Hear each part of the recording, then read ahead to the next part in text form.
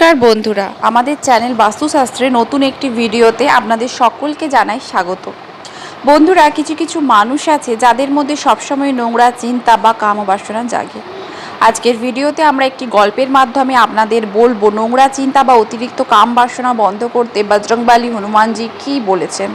তাই ভিডিওটি শেষ পর্যন্ত দেখুন। একবার মহর্ষি নারদ ইন্দ্রলোকে গেলে তিনি দেখলেন ইন্দ্রদেব রম্ভা উর্বশী এবং মেনকার সাথে ভোগবিলাসের মগ্ন ছিলেন। মহর্ষি নারদ যখন ইন্দ্রলোকে যান তখন ইন্দ্রদেব তার সঙ্গে দেখা করতেও আসেননি, যার কারণে তিনি খুব দুঃখ পেলেন। তখন তার মনে একটা প্রশ্ন জাগে যে মানুষ কেন কামবাসনার মধ্যে মগ্ন থাকে। তারপর তিনি ভাবতে লাগলেন এমন কে আছে যে এখনও এই বিষয়টা উপভোগ করেননি। এই প্রশ্নের উত্তরে একমাত্র তিনিই দিতে পারেন। তখন মহর্ষি নারদের মনে পড়ে মহাদেবের অবতার হনুমানজির কথা।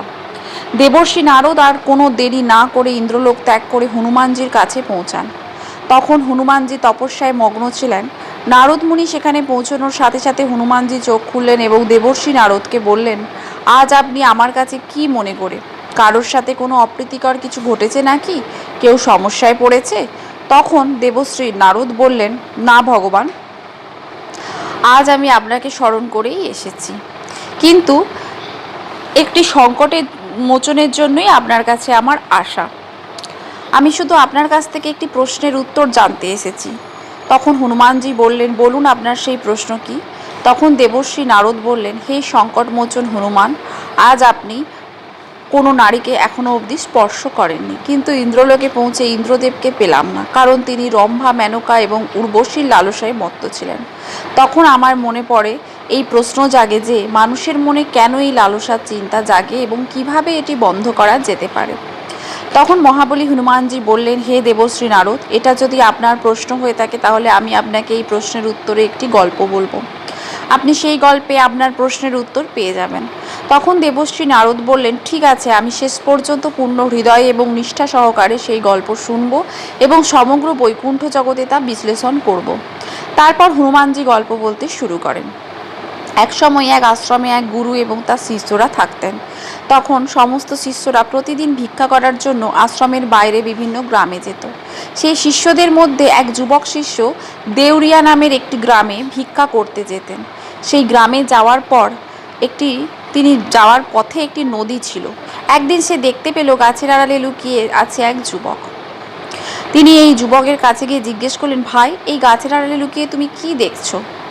তখন সেই কাছে লুকিয়ে থাকা যুবকটি বলল, আমি যা দেখছি তুমি কি তা দেখতে পাচ্ছ না? তখন শিষ্য নদীর দিকে তাকিয়ে বললেন, সেখানে কিছু মেয়ে স্নান করছে আর কলসে জল ভরছে। তখন শিষ্য যুবককে বললেন, আরে ভাই, ওখানে তো মেয়েরা জলে স্নান করছে, এর মধ্যে লুকোনোই কি আছে? যুবকটি শিষ্যের দিকে তাকিয়ে বলল, বোকা, তুমি কি দেখতে পাচ্ছ না এই মহিলারা কিভাবে নদী থেকে জল তুলতেছে? ওদের নরম শরীরের দিকে তাকাও, ওদের পাতলা কোমরের দিকে তাকাও, যেন সৌন্দর্য ছড়িয়ে ছিটিয়ে আছে। শিষ্য আবার নদীর দিকে তাকালেন, কিন্তু এবার সেই দিকে তাকিয়েই রইলেন। তখন তিনি ছিলেন একবারে নির্ভীক, তার কোনো ভয় ছিল না, কিন্তু এখন সে গোপনে লুকিয়ে লুকিয়ে সেই মেয়েদের দেখতে শুরু করে। অতঃপর হঠাৎ করেই নিজের বিবেক কেঁপে উঠল ভেতর থেকে এবং তিনি বললেন, আমরা কি করছি? আমরা যা করছি তা ঠিক নয়, আমাদের এখান থেকে চলে যাওয়া উচিত। তারপর সে দ্রুত সেখান থেকে চলে গেল। তিনি আশ্রমে পৌঁছে তার কাজ শুরু করলেন, কিন্তু আজ সে যা দেখেছে তা বারবার তার চোখের সামনে ভেসে উঠছে। ওখানকার সব কিছু আবার দেখার জন্য তার মন উদ্গ্রীব হয়ে উঠছিল। কোনো কাজ করতে তার ভালো লাগছিল না। পরদিন সে খুব ভোরে ভিক্ষার জন্য রওনা দেয় আর সেই নদীর পাশে গাছে যায়, সেখানে ওই যুবক আগে থেকেই উপস্থিত ছিল আর শিষ্যও তার সাথে গোপনে মেয়েদের দেখতে থাকে। এরপর থেকে সে প্রতিদিন এটি করতে শুরু করে। সেই শিষ্যের কোনো কাজে আগ্রহ ছিল না, সে সবসময় কোনো না কোনো চিন্তায় মগ্ন থাকত। আশ্রমের কাজও সে ঠিকমতো করতে পারছিল না, ঠিকমতো ঘুমোতে পারতো না, ঠিকমতো খেতেও পারতো না। তার মন অস্থির হয়ে উঠেছিল, তার মন বারবার সেই মেয়েদের সৌন্দর্য দেখার জন্য ব্যাকুল হয়ে উঠল। এমনকি যখন তার গুরু শিক্ষা দিতেন তখন তার মন অন্যত্র চিন্তায় নিমজ্জিত থাকত। যখন শিষ্য নিত্যদিন এমন করতে লাগলো তখন গুরু টের পেয়েছিল। একদিন গুরু সেই শিষ্যকে ডেকে বললেন, আজ থেকে আমিও তোমার সাথে ভিক্ষা করতে যাব, আমরা দুজনে একসাথে ভিক্ষা করব। তখন শিষ্য গুরুকে বললেন, গুরুদেব, আপনি চিন্তিত কেন? আমি সঠিকভাবে ভিক্ষা করতে পারি। তারপর গুরু শিষ্যকে বললেন, ঠিক আছে, তাহলে তুমি একাই ভিক্ষা করতে যাও। গুরুজির এই কথা বলার সাথে সাথেই শিষ্য ভিক্ষা চাইতে চলে গেলেন। তার চলে যাওয়ার পর গুরু আশ্রম ত্যাগ করেন এবং তিনি তার শিষ্যকে অনুসরণ করতে থাকেন। সে কোথায় যায়, কিছু দূর যাবার পর গুরু দেখলেন এক যুবক সহ তার শিষ্য অপরাধীর মতো গাছের আড়ালে লুকিয়ে আছে আর লুকিয়ে লুকিয়ে কিছু দেখছে। গুরুও তার শিষ্যকে অনুসরণ করে সেই গাছের কাছে যায়। সেখানে গিয়ে গুরু দেখলেন তার শিষ্য গাছের আড়ালে লুকিয়ে মেয়েদের স্নান দেখছেন, যারা নদী থেকে জল ভর্তি করছিল। তখন গুরু বললেন, শিষ্য, এসব কি দেখছো? গুরুর কথা শুনে শিষ্য ভীত ও বিভ্রান্ত হয়ে পড়লেন এবং সে ঘামতে থাকলো, যেন চোর চুরি করতে গিয়ে হাতে নাতে ধরা পড়েছে। তার অবস্থা খারাপ হয়ে যায়। সে কিছু বলতে পারছিল না, এমনকি তিনি তার গুরুর চোখের দিকে তাকাতেও সক্ষম হননি। এরপর গুরু শিষ্যের দিকে তাকিয়ে বললেন, আমার শিষ্যরা নির্ভীক, তারা কিছুতেই ভয় পেতে পারে না, কিন্তু তুমি ভয়ে কাঁপছো। তখন শিষ্য গুরুকে বললেন, গুরুজি, আমাকে ক্ষমা করুন, এটা আমার দোষ নয়, আমার সাথে থাকা এই যুবক আমাকে এতে প্ররোচিত করেছে, কিন্তু আমি আপনাকে কথা দিচ্ছি যে আজকের পর ওই কাজ আর করব না। তখন গুরু শিষ্যকে বললেন, কোনো সমস্যা নেই, তবে এটা মনে রাখবেন যে আমরা যেমন লোকের সাথে সঙ্গ রাখি সেই অনুযায়ী ফল পাই, তাই ভালো সঙ্গ রাখুন যাতে আপনার মনে ভালো চিন্তাগুলো প্রবেশ করে। তারপর গুরু ও শিষ্য আশ্রমে ফিরে আসেন এবং আবার আশ্রমের কাজে মনোনিবেশ করেন। সে আগে যে পথ দিয়ে ভিক্ষা করতে যেত সেই পথ পরিত্যাগ করে অন্য পথে যেতে লাগলো। সে তার কাজ যত্ন সহকারে করতে লাগলো, কিন্তু ধীরে ধীরে তার ভেতরে ক্ষোভের সৃষ্টি হয় এবং সে অন্যদের ওপর রাগ করতে থাকে আর অস্থির বোধ করতে থাকে। এক রাতে গুরু সেই শিষ্যের কাছে এসে বললেন, তুমি এখনো পর্যন্ত কতবার প্রতিজ্ঞা ভঙ্গ করেছো? এই কথা শুনে শিষ্য তার গুরুর পায়ে পড়ে কাঁদতে লাগলো। কাঁদতে কাঁদতে গুরুকে বললেন, গুরুদেব, আমি আমার প্রতিজ্ঞা বহুবার ভুলে গেছি, আমার মন আমার নিয়ন্ত্রণে নেই। আমি খুব অপ্রাণ চেষ্টা করি প্রতিশ্রুতি রক্ষা করার, কিন্তু ভুলে যাই। আমি আমার মন থেকে সমস্ত খারাপ চিন্তা দূর করার জন্য খুব চেষ্টা করি, কিন্তু আমি চাইলেও এটা করতে পারছি না। তখন গুরু শিষ্যকে বললেন, ঠিক আছে, আমার সাথে চলো। এই বলে গুরু শিষ্যকে আশ্রমের বাগানে নিয়ে গেলেন এবং শিষ্যকে বললেন যে এখানে কিছু ড্রেন আছে যেগুলির কারণে এসব গাছে নদীর জল আসছে, তুমি কি পারবে এই জলের প্রবাহ থামাতে? তখন শিষ্য উত্তর দিল, হ্যাঁ গুরুজি, আমি এই প্রবাহ বন্ধ করতে পারি। তারপর শিষ্য মাটি তুলে নালায় ঢাললে কিছুক্ষণের জন্য জল আসা বন্ধ হয়ে যায়, কিন্তু কিছুক্ষণ পর মাটির ওপর দিয়ে জল বইতে শুরু করে। তখন গুরু শিষ্যকে বললেন, এ কি, জলের প্রবাহ তো বন্ধ হয়নি। তারপর শিষ্য আরও কিছু মাটি ও পাথর তুলে সেই ড্রেনে ফেলে দিল। এতেও কিছুক্ষণের জন্য জল আসা বন্ধ হয়ে গেল, আবার সেই পাথরের ওপর দিয়ে জল প্রভাবিত হতে থাকে। তারপর গুরুজি বললেন, আরে আবারও তো জল বয়ে গেল, তুমি বলছিলে জলের প্রবাহ বন্ধ করবে। তখন শিষ্য বললেন, সমস্যা নেই গুরুদেব, আমি এই জল বন্ধ করে দেখাবো। সে আবার সেই ভারী পাথর এনে নালার ওপর রাখলে জলের প্রবাহ বন্ধ হয়ে গেল।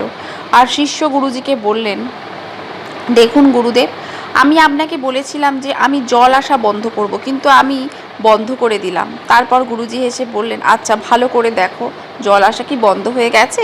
পেছনের ড্রেন দিয়ে এদিক ওদিক প্রভাবিত হচ্ছে। আর তারপর কিছুক্ষণ পরে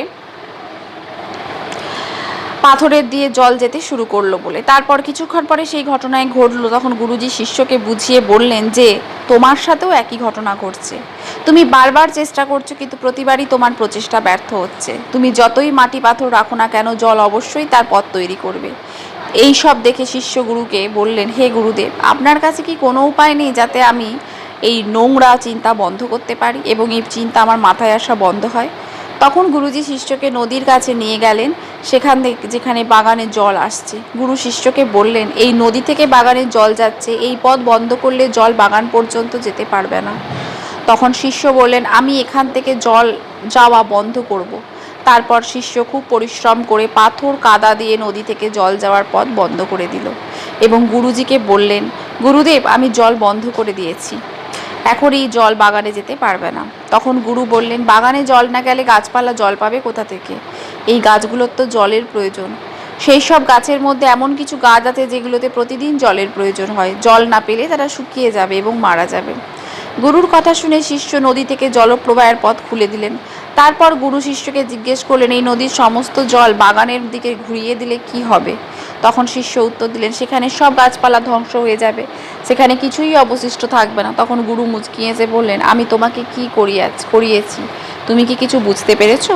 তুমি কি কিছু বুঝতে পেরেছো? আমাদের কোনো কিছু পুরোপুরি বন্ধ করা যাবে না, আমাদের সব সময় ভারসাম্য বজায় রাখতে হবে। কম জলে যেমন গাছপালা মারা যায়, তেমন অতিরিক্ত জলেও গাছপালা নষ্ট হয়ে যায়। তাই আমাদের জীবনের ভারসাম্য ঠিক রাখতে হবে। গুরুজি শিষ্যকে বললেন, আমি যদি বলি তুমি আমের কথা চিন্তা করো না, তাহলে তোমার মনে কিসের ছবি আগে আসবে? শিষ্য বলল, গুরুজি, প্রথমে যে ছবিটা আমার মনে আসবে সেটা হলো আমের। তখন গুরু বললেন যে আমরা যখন জোর করে নোংরা চিন্তা বন্ধ করার চেষ্টা করি, তখন তারা আরও শক্তি নিয়ে আমাদের ভেতরে প্রবেশ করে। তাই আমাদের কখনোই নোংরা চিন্তা বন্ধ করার চেষ্টা করা উচিত নয়। তখন গুরু শিষ্যকে বুঝিয়ে বললেন, অনেক সময় এমন হয় যে যৌন অনুভূতি আমাদের মধ্যে থাকে না। খারাপ মানুষের সঙ্গে মেলামেশা করার কারণে আমাদের নোংরা চিন্তা আসে। কিছু অশ্লীল লোকের সাথে থাকার কারণে তা আমাদের ভেতরে প্রাধান্য পায়। তখন শিষ্য বললেন, গুরুদেব, আপনি সত্য বলছেন। আমি আমার পথ হারিয়ে ফেলেছিলাম। এরপর সেই রাতে শিষ্য খুব শান্তিতে ঘুমিয়েছিল। সকালে সে তার কাজে মন প্রাণ দিয়ে করে এবং তারপর সকালবেলা সে সেই পথে ভিক্ষা সংগ্রহ করতে গেল, যেখানে আজও সেই যুবক গাছের আড়ালে লুকিয়ে সেই মেয়েদের দেখছিল। তখন শিষ্য নদীতে গেলেন, সেখানে মেয়েরা জল সংগ্রহ করছিল। শিষ্য তাদের কাছে জল চাইলে তাদের একজন তাকে জল দিলেন এবং শিষ্য তাদের পা স্পর্শ করলেন। তিনি শিষ্যকে আশীর্বাদ করলেন যে তুমি ভালো থেকো। তাতে তার মন ইতিবাচক শক্তিতে ভরে গেল এবং তার মুখে হাসি ফুটে উঠল, যেন সেই শিষ্য হারিয়ে যাওয়া কিছু ফিরে পেয়েছে। এরপর সে তার পথে ফিরে যেতে লাগলো। ঠিক তখনই পেছন থেকে এলো গাছের আড়ালে লুকিয়ে থাকা যুবকটি। তিনি শিষ্যের কাছে এসে বললেন, আরে ভাই, কি ব্যাপার? আজ তুমি খুব কাছ থেকেই গেলে, তুমি আমার চেয়েও এগিয়ে গেছো। তখন শিষ্যটি তাকে বলল, তুমি যাকে পছন্দ করো, কতদিন তুমি তাকে লুকিয়ে লুকিয়ে অনুসরণ করবে? তার চেয়ে তুমি তাকে বলে দাও। যদি সেও তোমাকে পছন্দ করে তাহলে বিয়ে করে নাও। এভাবে সময় নষ্ট করো না, জীবনে সফল হওয়ার চেষ্টা করো। তারপর যুবকটি প্রতিদিন সেই শিষ্যের সাথে দেখা করতে লাগলো এবং নদীতে যাওয়া ছেড়ে দিল আর নিজের জীবনে সফল হয়ে ওঠার লড়াই শুরু করে ওই যুবক। এইভাবে এক গুরুর কারণে এক শিষ্য ও যুবকের মনে লালসা শেষ হয়ে গেল। এবার মহাবলী বজরংবলী বললেন, হে নারদ, এখন নিশ্চয়ই সব বুঝতে পেরেছেন যৌন মিলন এবং নোংরা চিন্তা এড়াতে পুরুষদের কী করা উচিত। তখন দেবশ্রী নারদ বললেন, হ্যাঁ পবনপুত্র হনুমানজি, আপনি যা বলেছেন তা আমি বুঝতে পেরেছি। তো বন্ধুরা, আপনার সঙ্গ পরিবর্তন করুন, দেখবেন আপনার চিন্তা নিজে থেকেই পরিবর্তন হবে। নোংরা চিন্তা মাথায় এলে নিজেকে দোষী মনে করবেন না, শুধু ওই খারাপ চিন্তার ভারসাম্য করার চেষ্টা করুন এবং জীবনে সফল হওয়ার চেষ্টা করুন। আর বন্ধুরা, ভিডিওটি আজকে এখানেই শেষ করলাম। যদি ভালো লাগে, ছেড়ে যাওয়ার আগে অবশ্যই একটি লাইক, শেয়ার এবং সাবস্ক্রাইব করতে কিন্তু ভুলবেন না। নমস্কার, দেখা হচ্ছে পরবর্তী কোনো ভিডিওতে।